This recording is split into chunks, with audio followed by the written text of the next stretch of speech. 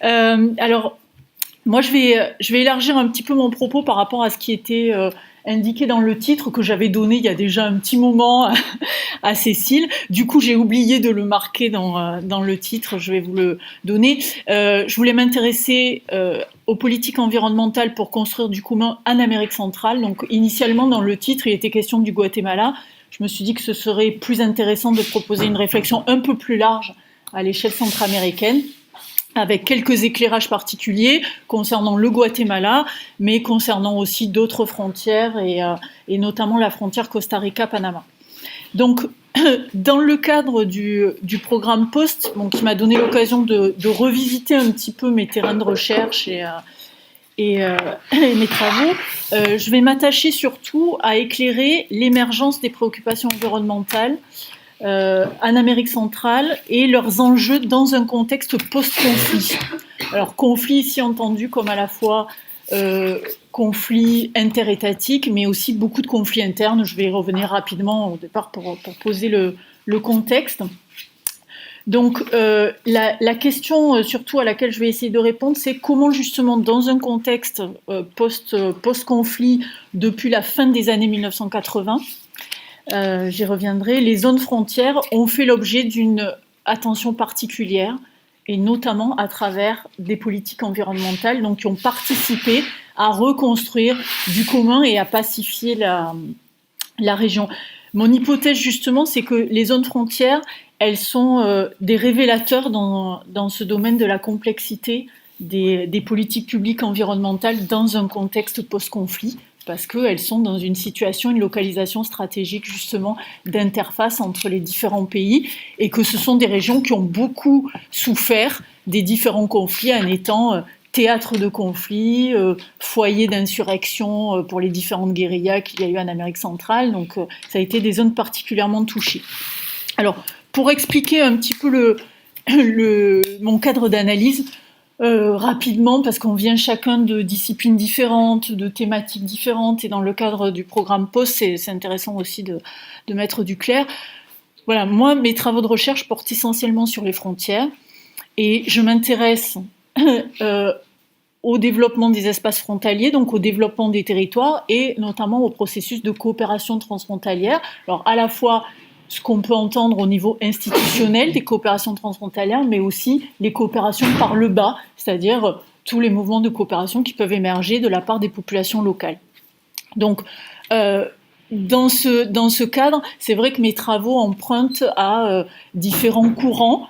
Pour le plus important, au Border Studies, qui est un courant d'étude des frontières qui a permis de re-questionner les frontières dans une dimension plus anthropologique, plus sociologique, qui s'intéresse davantage à la construction des identités frontalières, à l'expérience vécue des frontières, etc. Mais mes travaux, ils empruntent aussi à la géographie critique du développement, parce que je suis géographe au départ et dans le champ surtout du développement. Donc, un questionnement des modèles de développement à travers des processus territoriaux. Et puis, sur ce qui concerne la coopération transfrontalière, c'est vrai que j'utilise aussi la littérature déjà ancienne sur le transnationalisme qui questionne la redéfinition du rôle de l'État et des différents acteurs que l'on voit aujourd'hui donc émerger dans un système qui est davantage multicentré, multi-acteurs, plutôt qu'un système où seules les relations entre États, disons, compteraient. Donc je ne suis pas spécialiste des questions environnementales, c'est pour ça que je ne vais pas aujourd'hui questionner la conservation, par exemple, rentrer dans des débats là-dedans, mais moi, j'analyse les politiques environnementales comme un des thèmes, un volet de coopération transfrontalière. Voilà. Alors, pour poser la question environnementale dans la région centra-américaine, il faut commencer par préciser, je vous ai mis une petite carte de repérage, que l'Amérique centrale, c'est une région qui est très riche par sa biodiversité. C'est une région qui, à l'instar de l'Amérique latine, qui compte le plus de pays dits méga divers de la planète, est une région donc, où on retrouve beaucoup de forêts, de faune, de flore tropicale. Et c'est une région qui est aussi dans une situation d'extrême vulnérabilité par rapport à cette biodiversité, puisqu'on estime que les 2/3 de la végétation naturelle de l'Amérique centrale ont disparu entre 1945 et 1990. Et quand on regarde les chiffres aujourd'hui de déforestation par région, les chiffres de la FAO, c'est la région au monde qui, depuis plusieurs décennies, a les taux de déforestation les plus élevés. Donc, les raisons, c'est le développement des terres agricoles, la croissance de l'urbanisation, des processus qui sont bien connus, mais qui mettent en péril cette biodiversité. Donc, il y a un seul pays qui se démarque un petit peu dans ce champ, c'est le Costa Rica, qui, lui, a un taux de reboisement un peu positif. Et les régions frontalières qui, elles, se démarquent parce que finalement, ce sont les régions qui ont conservé le plus de forêts, le plus de biodiversité, et voilà, dans ce contexte. Donc, l'environnement, c'est un thème qui est très préoccupant en Amérique centrale, et en même temps, c'est un thème qui a été très tardivement pris en charge, justement à cause du contexte conflictuel. Alors, pourquoi cet état de fait ? Je voulais revenir un petit peu sur le contexte politique sans trop rentrer dans le détail. On a une situation politique qui s'est globalement apaisée aujourd'hui en Amérique centrale. La région n'est pas sortie, disons, d'une certaine violence politique et d'une violence sociale, d'une criminalité, on en parle souvent, qui sont très fortes, qu'il s'agisse des discriminations envers les populations indigènes, envers les afrodescendants, ou les groupes, les maras, dont on parle souvent, les gangs, sur le modèle des gangs nord-américains qui se développent surtout dans le nord de l'isthme. Mais même si la situation est globalement pacifiée politiquement, je voulais faire un petit panorama des différents conflits. Donc, tous les pays de la région, à l'exception du Costa Rica, ont connu des régimes dictatoriaux, des régimes autoritaires, sous l'ombre planante des États-Unis et de la guerre froide, dans toute la période des années 60 aux années 80. Petit à petit, ce sont les inégalités sociales très fortes qui ont conduit à des mouvements populaires et révolutionnaires, donc, et plusieurs pays d'Amérique centrale ont connu des guerres civiles très fortes. Donc, dans les années 1970-1980, on parlait même de l'Amérique centrale comme une poudrière, parce qu'on avait l'impression que de réactions en chaîne et de conflits qui semblaient se produire en chaîne. Donc, le Guatemala et le Salvador, ce sont les deux derniers pays à être sortis de guerre civile. Le Salvador en 92, le Guatemala en 1996, donc c'est encore récent dans les mémoires. Beaucoup d'hommes et de femmes de la classe politique aujourd'hui sont des gens qui ont connu ces guerres civiles et souvent qui en ont été des acteurs aussi, donc c'est pas si derrière que ça. Le Honduras, lui, a connu un coup d'État encore en 2009, donc ce qui prouve que il y a encore des troubles récents. Si on descend un petit peu le Nicaragua, vous en avez entendu parler ces derniers mois, depuis l'année dernière, puisqu'il y a une situation d'explosion sociale et de répression très dure du gouvernement. On est dans le cas en plus d'un régime qui est le président actuel, Daniel Ortega, est l'ancien leader de la révolution sandiniste, donc auréolé aussi de cette image de révolutionnaire, et beaucoup de la population du Honduras actuellement et d'observateurs critiquent la dérive autoritaire de son régime actuel. Le Costa Rica, lui, c'est le pays qui est le plus calme de la région, qui est une démocratie ancienne, qui a fait le choix de ne pas avoir d'armée, donc il y a une situation un petit peu particulière. Et le Panama également est un peu à part parce que historiquement il faisait partie de la Colombie, donc il n'a pas une histoire commune déjà à l'Amérique centrale, et ça, à la fois son histoire liée au canal et aux États-Unis, et puis son activité financière aussi, lui donne une économie et une place qui est complètement à part en Amérique centrale, même s'il fait partie aujourd'hui des processus d'intégration. Donc ça, c'était pour présenter un petit peu la situation entre chaque État. Au niveau des conflits interétatiques, le dernier conflit armé date de 1969 entre le Honduras et le Salvador. C'est ce qu'on a appelé la guerre des 3 jours ou la guerre du football parce qu'elle a éclaté à la suite d'une rencontre éliminatoire pour la Coupe du Monde qui avait un peu échauffé les esprits.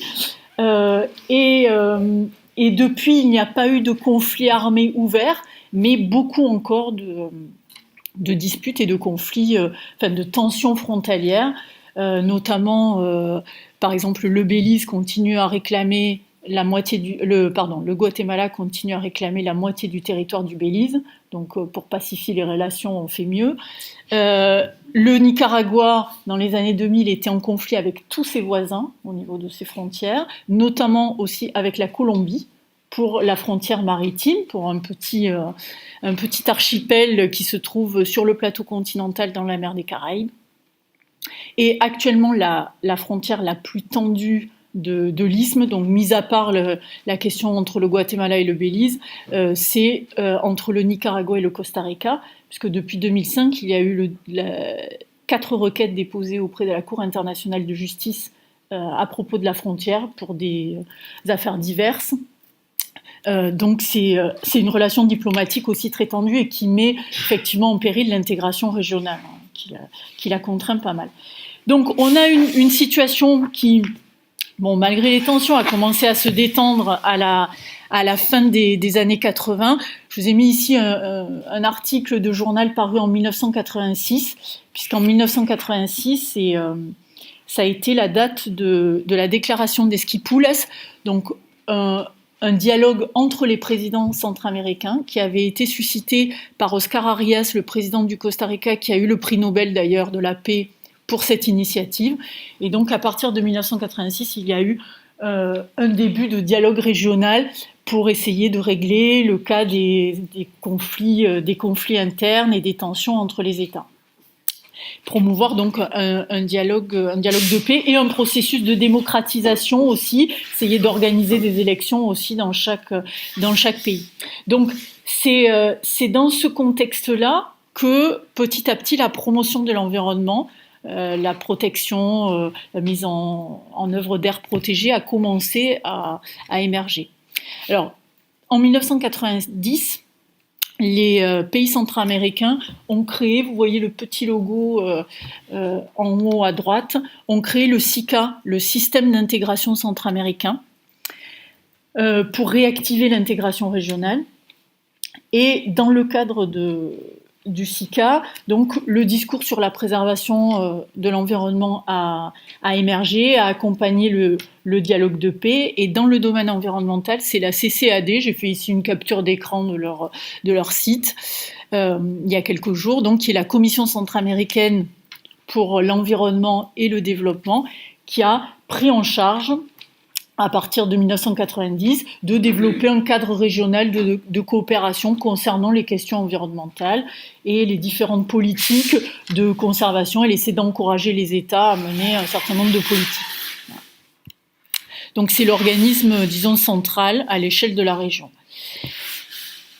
Alors, en particulier, un des éléments centraux de ces politiques environnementales, ça a été la définition d'aires protégées, donc de périmètre de conservation.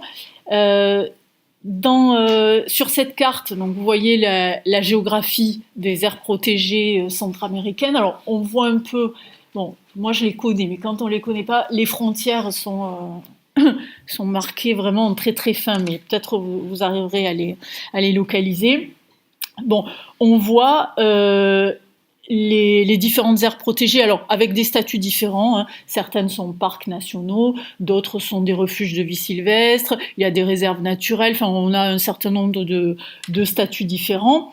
Les derniers chiffres officiels datent de 2007, alors on voit que c'est un peu difficile de trouver de l'information actualisée. Les derniers chiffres de 2007 donnaient 557 aires protégées en Amérique centrale. Moi, j'ai essayé de faire le compte là dernièrement à travers les sites des différents ministères de l'environnement par pays. C'est pas toujours facile d'avoir une information très claire, mais globalement, j'en ai compté autour de 650. Donc, ça veut dire que les chiffres augmentent un petit peu. La couverture par pays est assez variable, elle va de 20% par exemple pour le Nicaragua à 40% pour le Belize, mais globalement c'est quand même au-dessus de la moyenne mondiale.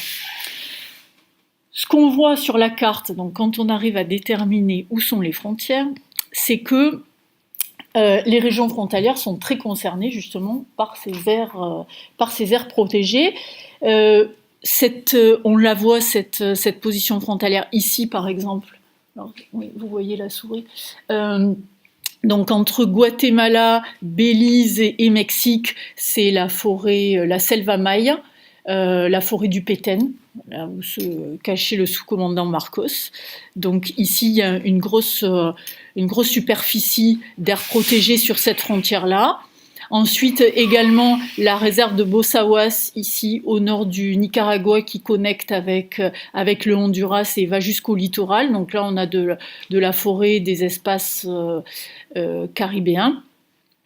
Également, alors, entre le Nicaragua et le Costa Rica, on a aussi des aires protégées de part et d'autre, notamment au Nicaragua, la réserve Indio Maíz, qui est une des plus grandes réserves avec Bossawas du pays.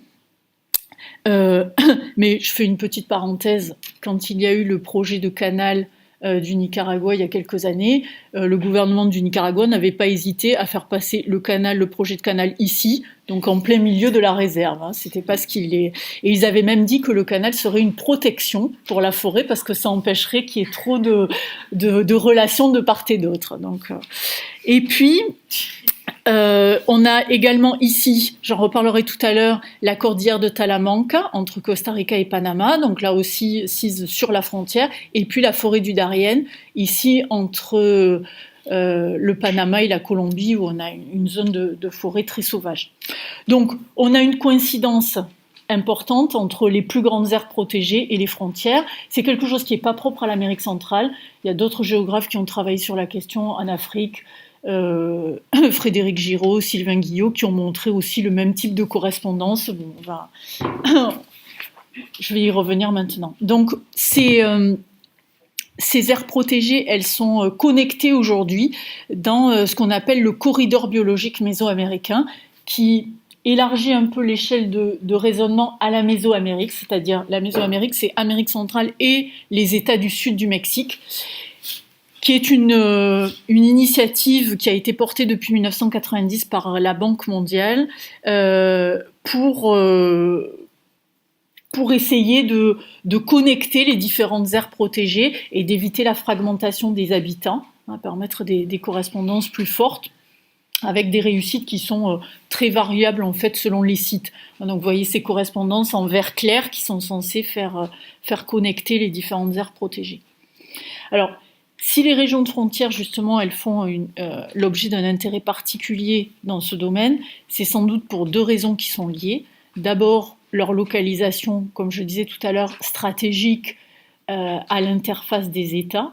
Donc c'est l'occasion en tant qu'espace de contact, mais qui ont été aussi espace de conflit, d'en faire des outils d'intégration, donc de promouvoir un certain nombre de politiques de coopération qui soient réellement des outils privilégiés pour l'intégration régionale.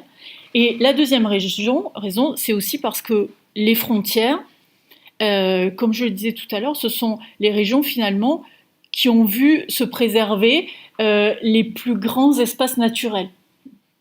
C'est là où on retrouve encore les plus grandes forêts, à peu près préservées. Donc c'est elles qui ont conservé la biodiversité la plus importante.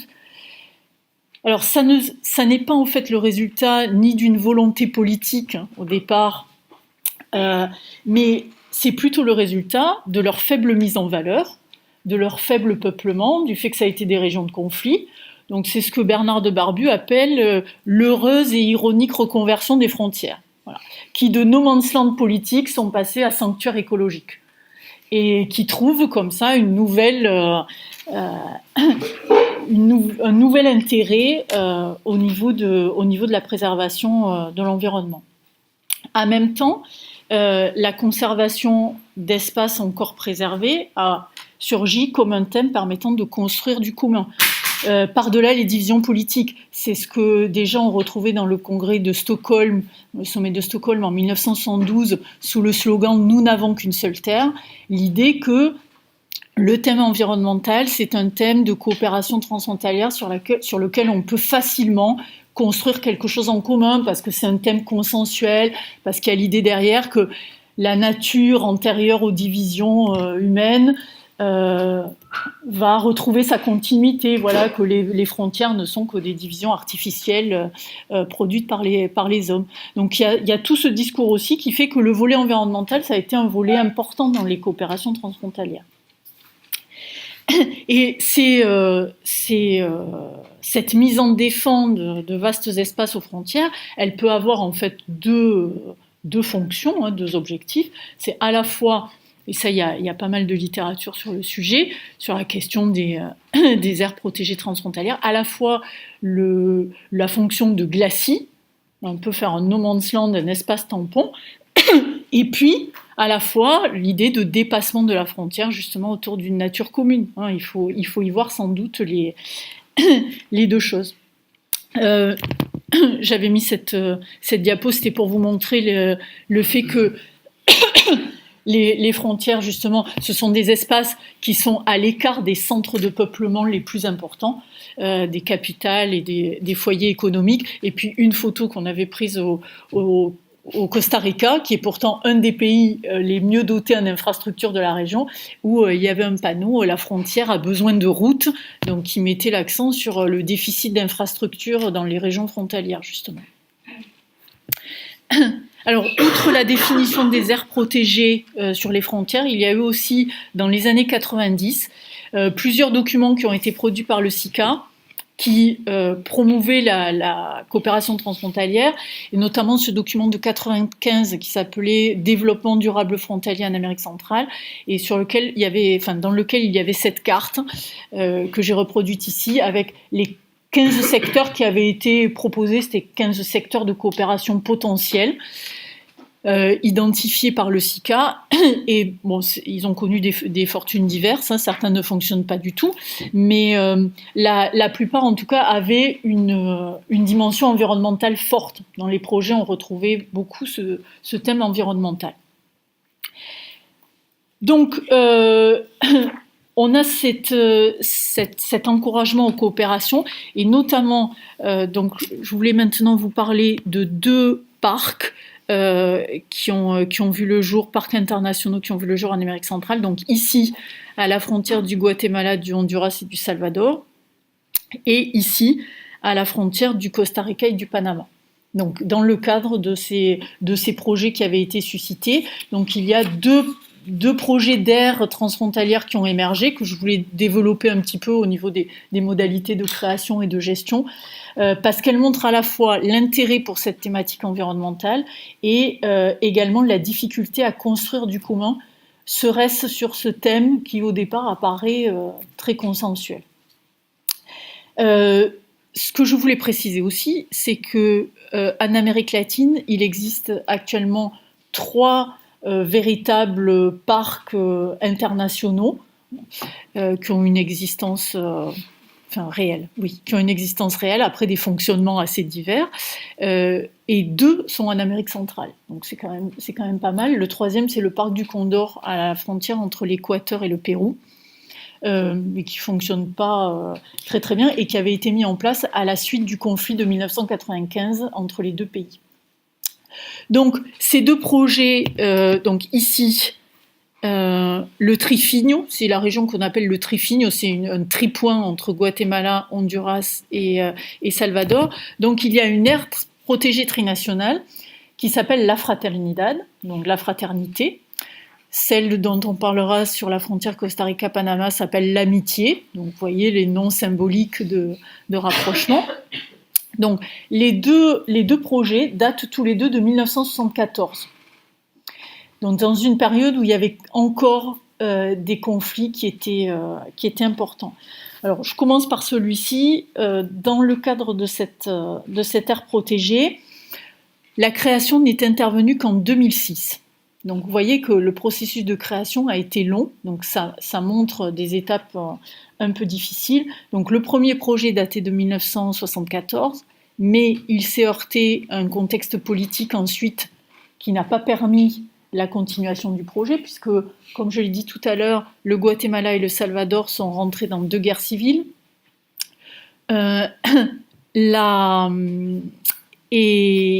Et donc, on a eu une situation qui était à l'arrêt. Le projet a ressurgi dans les années 1990. Alors, cette fois, le premier projet était un parc international. Le deuxième projet dans les années 90 était une réserve internationale de la biosphère.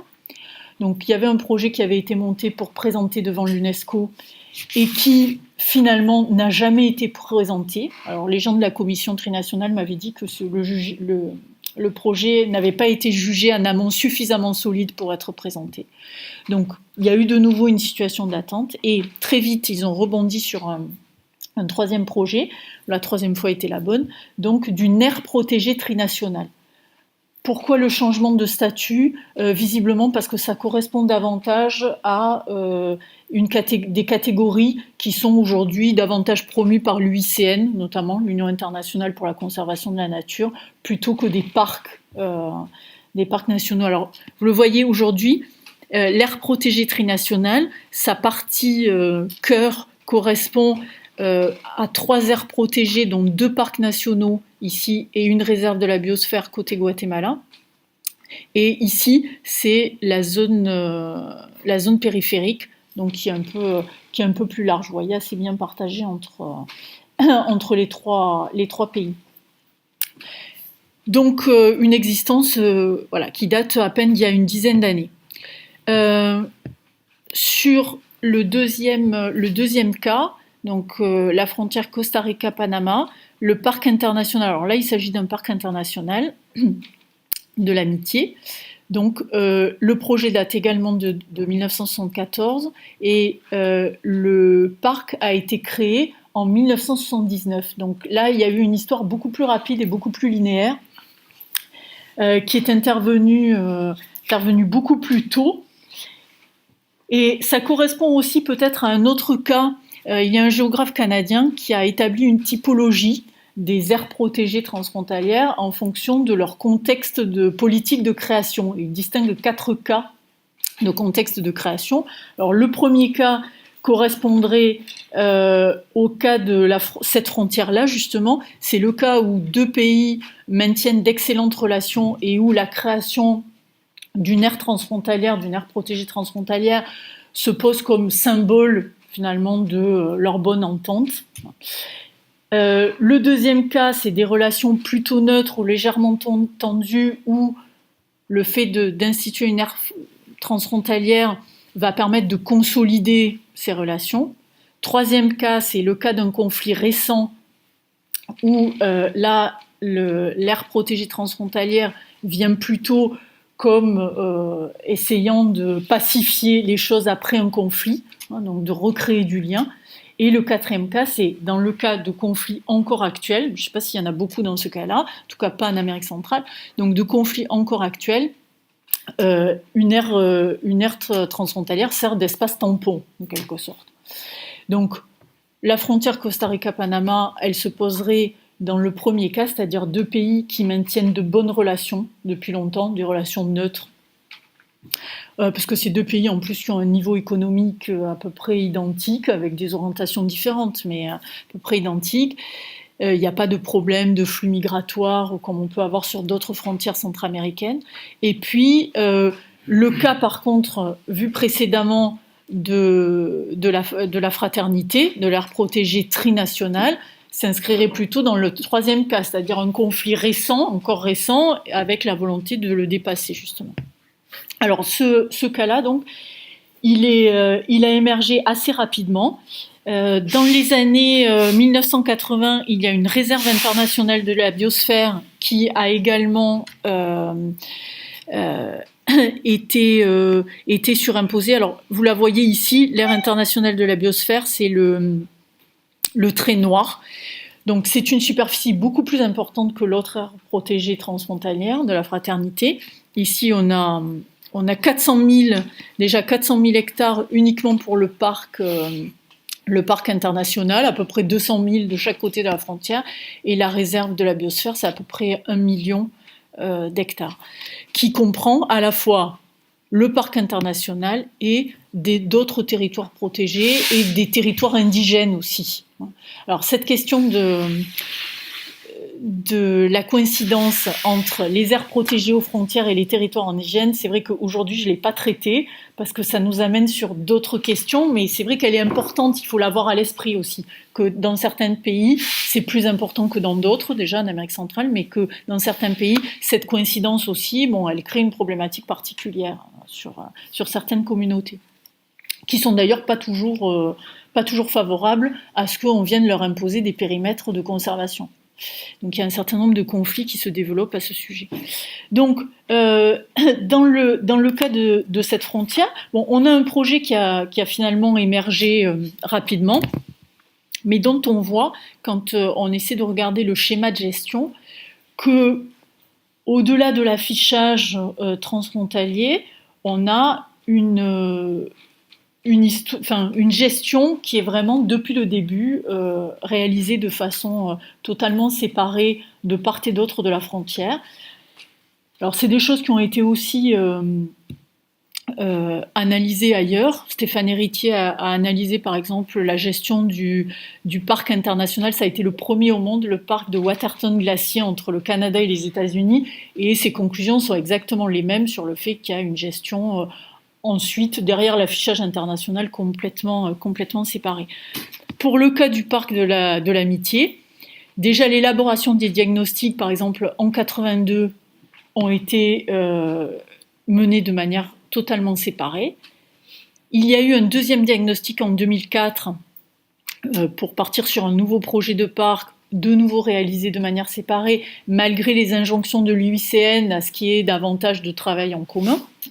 D'ailleurs, je vous l'ai mis en dessous, ce parc-là, sur l'échelle de coopération de l'UICN, il est au niveau 3, donc ça va de 0 à 5, pour être classé dans les APTF, les aires protégées transfrontalières, il faut être au moins au niveau 1.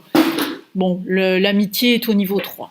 Donc, 2 diagnostics séparés, et en termes de gestion, on a l'existence d'une commission binationale de gestion du PILA, donc Parc international La Amistad, qui existe depuis 1988, mais dans les faits, on a deux périmètres gérés séparément. Donc d'un côté, le périmètre costaricien qui est géré par le système costaricien des aires protégées, qui dépend du MINAE, du ministère de l'Environnement, et de l'autre côté, le périmètre panaméen, qui est géré par l'homologue du SINAC côté Panama, le SINAP, qui dépend de l'ANAM, qui est l'autorité nationale pour l'environnement. Et à l'intérieur de ces deux périmètres nationaux, on a même la séparation encore en 2, donc c'est-à-dire que le parc il est géré vraiment en 4 morceaux qui sont à peu près autonomes. C'est que comme ce parc est sur la cordillère de Talamanque, il y a un versant caribéen, un versant pacifique qui ont des végétations et des problématiques de peuplement aussi qui sont différentes. Donc du coup, chaque portion est gérée différemment, et au final on a un parc qui est géré en 4 morceaux. Voilà. Au-delà de l'affichage général.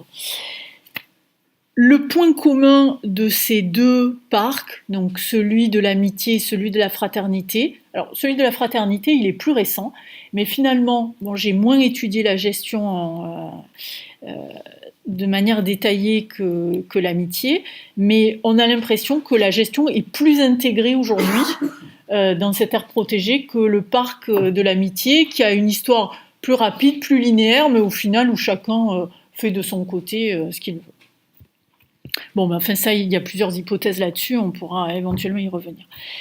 Le point commun entre les deux aires protégées, l'Amitié et la Fraternité, c'est quand même un problème de surveillance. Ce sont des parcs périphériques, il n'y a pas beaucoup de personnel, donc c'est déjà d'abord un problème de personnel, il y a très peu de monde qui s'occupe de ces périmètres. Pour le parc, l'aire trinationale de la Fraternité, on a 2 personnes côté Honduras, 3 personnes côté Guatemala et 9 personnes dans le 3e secteur. Enfin, c'est vraiment très réduit. C'est la même chose, vous le voyez dans le Pila, dans le parc international de l'Amitié. Donc, on a une insuffisance de personnel. Ce manque de personnel, il se traduit par un manque de surveillance, des problèmes de vulnérabilité par rapport aux intrusions, par rapport aux déprédations diverses, l'avancée par exemple du front agricole, le café, l'élevage extensif, des projets aussi de barrages hydroélectriques dans la zone périphérique, la taille illégale de bois, etc. Également la chasse illégale aux animaux notamment tropicaux et aux espèces rares. Donc on a pas mal de problèmes de ce côté-là. Il y avait un certain nombre de groupes écologistes qui militaient depuis un certain nombre d'années pour que l'UNESCO inclue le Pila, le parc international de l'Amitié, sur la liste des parcs en péril. Et l'UNESCO a analysé justement, a examiné la demande en 2016 et la demande a été rejetée. Donc le parc international ne fait toujours pas partie des parcs en danger parce que le Costa Rica et le Panama se sont engagés à mieux surveiller, etc. Voilà. Et ça devrait être réexaminé en 2018 ou 2019. Donc on a des parcs qui ont un déficit de surveillance, même si il y a quand même une gestion. C'est pas ce que Bernard Calas, par exemple, a appelé les réserves de papier, c'est-à-dire des réserves qui n'existeraient que sur les cartes et qui n'auraient pas d'existence réelle. Mais enfin, parfois on se demande si on n'en est pas très loin. Donc avec un niveau de protection qui est problématique. Cette question du manque du personnel, du manque de moyens techniques, de surveillance, etc., elle est liée directement à la question du financement. Le parc de la Fraternité, il est surtout financé par la BID, par la Banque interaméricaine de développement. Et le parc de l'Amitié, il est financé surtout par l'OEA, l'Organisation des États américains, et par une ONG qui s'appelle The Nature Conservancy, TNC, qui est une grosse ONG environnementale. Donc on voit que les financements, ils ne viennent pas pour la plupart des États, ils viennent d'autres contributeurs, de bailleurs internationaux, multilatéraux ou ONG.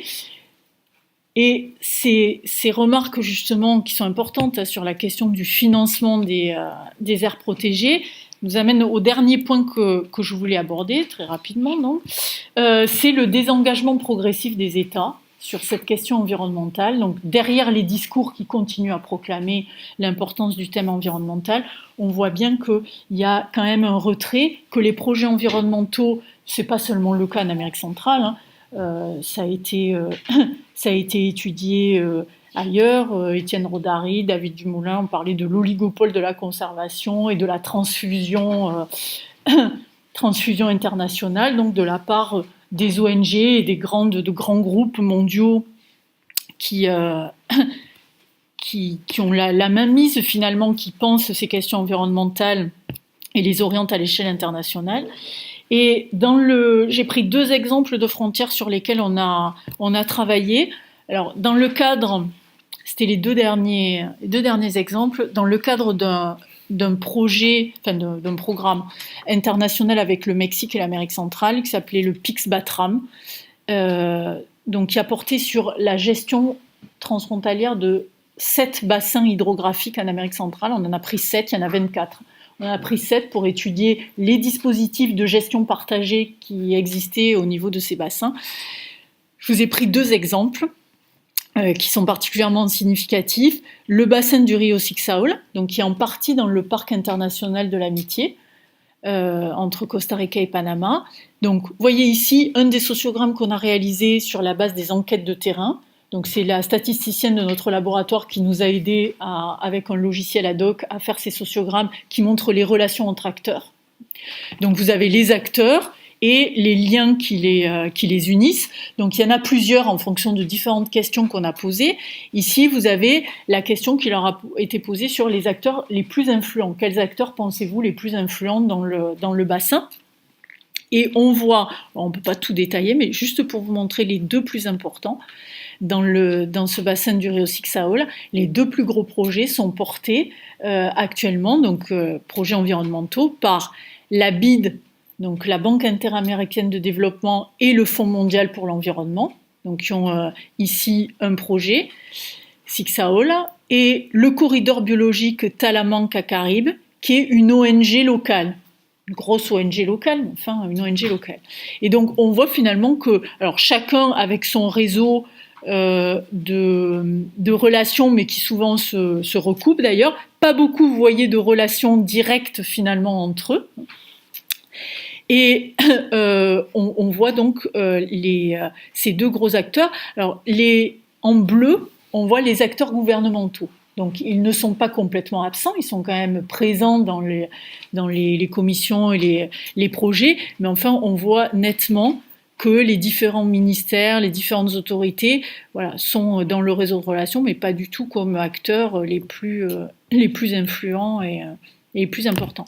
Et si on va sur une autre question qui était la relation de confiance, en quels acteurs vous avez le plus confiance, eh bien là du coup des deux acteurs qu'on a vus tout à l'heure, on voit très nettement, alors le projet BID, il est ici, on voit très nettement se démarquer l'ONG Talamanca-Caraïbes, et donc c'est l'ONG locale qui, pour le réseau d'acteurs à l'échelle du bassin, est considéré comme non seulement un des acteurs les plus influents, mais un des acteurs, enfin l'acteur dans lequel ils ont le plus confiance. Donc ça montre la confiance que les acteurs ont dans ce type de structure.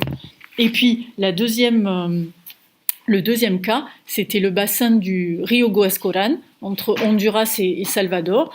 Donc, dans le bassin de ce fleuve, il y a un comité binational de bassin qui s'est mis en place. Et ce comité binational de bassin, il est porté par 7 acteurs ici. Alors après, on peut toiletter le sociogramme pour le rendre un peu plus explicite. Là, je vous l'ai montré justement avec un peu brut, avec les chiffres sur les arcs, etc., pour que vous voyez aussi le processus en cours. Et donc ici, on a l'acteur central, qui est une ONG hondurienne, et c'est elle qui porte le projet, enfin qui anime le comité binational de bassin. Donc on retombe encore là sur une ONG.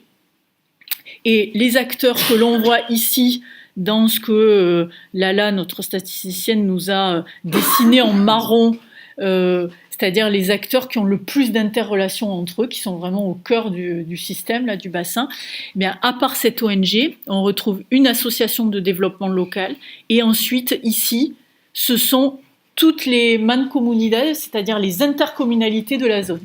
Donc c'est les acteurs locaux, groupés en intercommunalité, qui sont là les plus motivés, les plus centraux dans le processus. Les acteurs étatiques, on les retrouve un peu à la périphérie.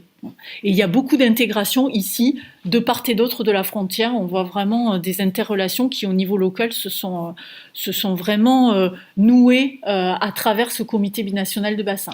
Maintenant, si on revient au financement, pour terminer, l'ONG VIDA, qui est donc VI, qui est une ONG hondurienne, quand on regarde qui la finance, elle est financée, alors elle a été financée par l'Union européenne pour ce programme dans les années 2000, parce que l'Union européenne a soutenu pas mal de programmes de coopération transfrontalière en Amérique centrale. Et quand les financements de l'Union européenne se sont arrêtés, l'ONG VIDA a cherché un autre financeur, et donc actuellement, c'est l'UICN qui les finance. Et pour ce programme sur les bassins, l'argent de l'UICN vient de l'Agence suisse pour le développement. Donc voilà, on remonte la filière et on retrouve les acteurs. Alors, pour conclure, je vous avais pas du tout mis de photos de paysage, je regrettais, donc j'ai profité de la conclusion. Je trouve toujours dommage quand on voit pas les photos, mais bon, c'est juste comme ça. Pour conclure, peut-être rappeler que sur plusieurs frontières centra-américaines, on n'a quand même aucune coopération qui fonctionne. Déjà pour remettre les choses un petit peu à leur place. Donc thème environnemental ou pas, ça suffit pas pour susciter des coopérations. Il y a une liste de l'UICN avec des aires protégées transfrontalières, et on en compte 10 en Amérique centrale, et quand on connaît le contexte, je ne sais pas comment l'UICN liste ces aires protégées transfrontalières, mais franchement, la plupart n'ont aucune existence. Quand on connaît les relations à la frontière entre le Mexique et le Guatemala, ou le Guatemala et le Belize, on sait très bien qu'il n'y a aucune relation transfrontalière de coopération. D'ailleurs, le Guatemala a développé depuis quelques années le concept de bassin souverain pour bien montrer que sa gestion des bassins, il l'entendait selon sa souveraineté et que ça s'arrêtait à la frontière. Bon, le Guatemala est dans une position un peu privilégiée parce que c'est vraiment le château d'eau du nord de l'Amérique centrale. Donc, par rapport au Mexique, là, il a l'avantage.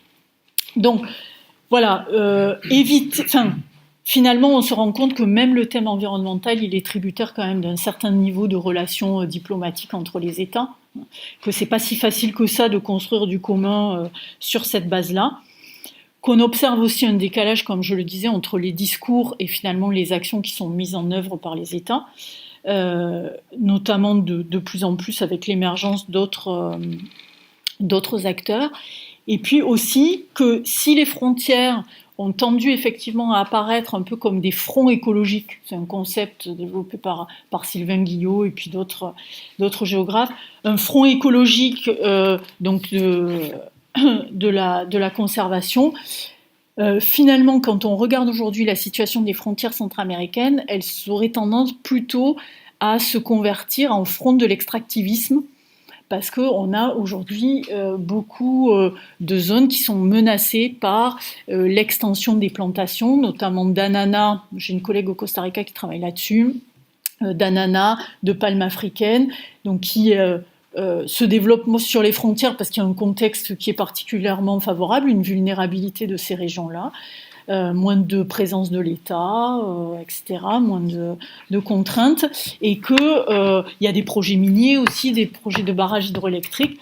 Donc voilà, pour mettre un petit peu les choses à leur place, ça relativise les discours sur la conservation, et puis ça amène à des conflits socio-environnementaux, et là ça nous amène à d'autres types de conflits. Voilà, je terminerai là-dessus. Je suis désolée, j'étais un petit peu longue.